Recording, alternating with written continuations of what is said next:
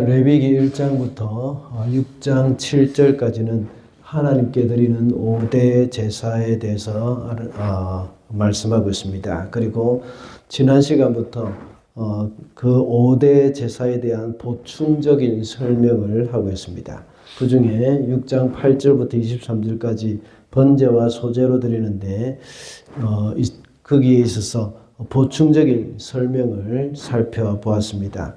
번제에 대한 추가적인 설명을 해주는 내용으로는 상번제라고 해서 항상 드리는 번제에 대해서 말씀을 했습니다. 그리고 제사장이 입는 옷, 또 제단 위에 불과 재를 관리하는 것에 대해서도 말씀하고 있습니다. 또한 소제에 대한 보충 설명으로 이 백성의 소제를 드리는 방법과 남은 소제를 먹는 것, 그리고 제사장의 위임식 때 소제를 어떻게 드리느냐에 대해서 말씀을 하고 있었습니다. 이 본문을 통해서 우리는 어떤 마음으로 하나님 앞에 예배를 드려야 하는지를 배웠습니다.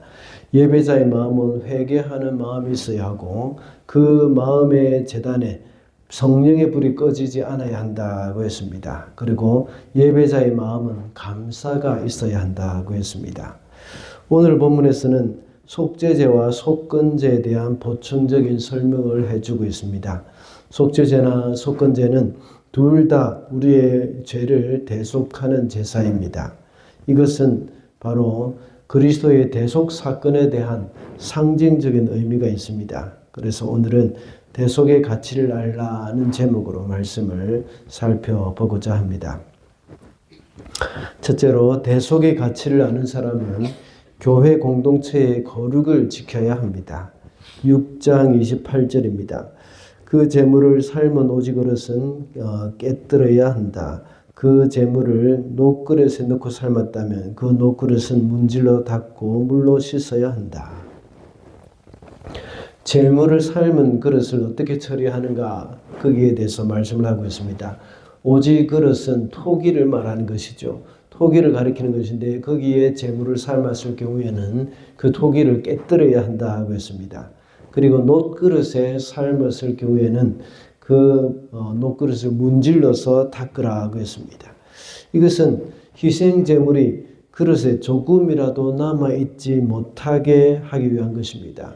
특히 토기에 넣고 고기를 삶았을 경우에는 그 고기의 국물이 조금이라도 그 그릇에 스며들기 때문에 그 외에 그것을 완전히 깨뜨리게 했습니다. 그 외에도 또 제사장이 입은 옷은 제물의 피가 조금이라도 묻게 된다면 그것을 깨끗이 빨아야 합니다. 이렇게 철저하게 하는 이유가 뭐겠습니까? 하나님의 거룩이 훼손되지 않게 하기 위한 것입니다. 여기서 우리는 중요한 교훈을 얻을 수 있습니다. 하나님의 교회는 세상과 철저하게 구분이 되어야 한다는 것입니다. 우리 주님의 몸된 교회의 거룩이 훼손되어서는 안 된다는 것입니다. 교회의 거룩이 훼손된다는 것은 어떤 경우일까요? 로마서 12장 2절의 말씀과 같이 이 세대를 본받게 될 경우에 그렇게 되는 것입니다. 로마서 12장 1절의 말씀과 같이 우리가 거룩한 산제사로 드리는 영적 예배를 드릴 수 있는 방법은 바로 이 세대를 본받지 말고 마음을 새롭게 해야 한다는 것입니다.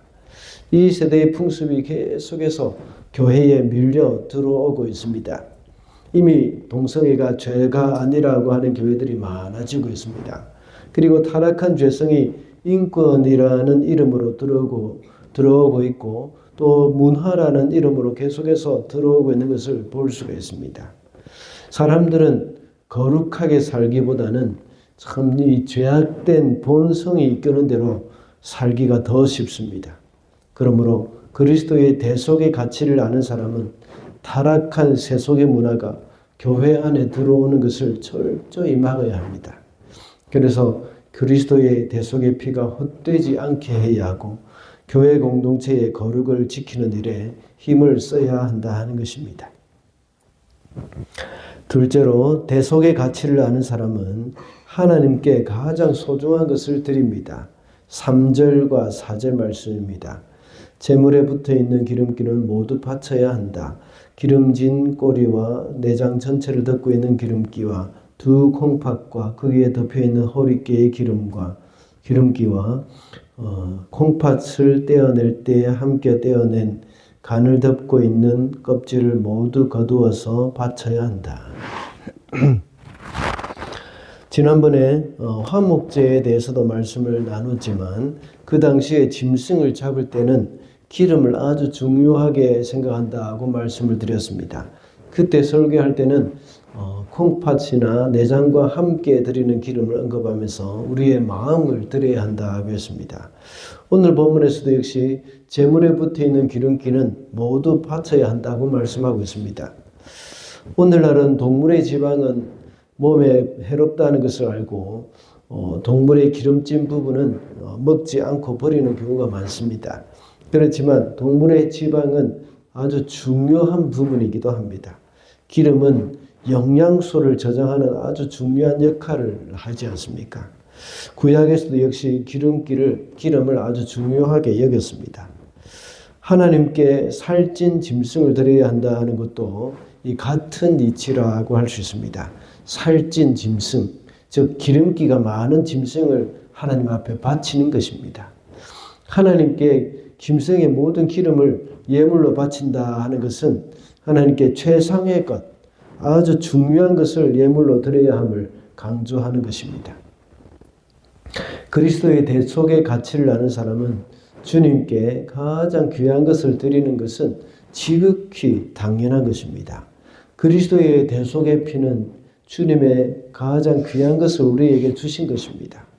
하나님의 외아들조차도 아끼지 않고 내어주신 것을 우리가 믿고 있다면 우리의 가장 좋은 것을 드리는 것은 당연한 것입니다.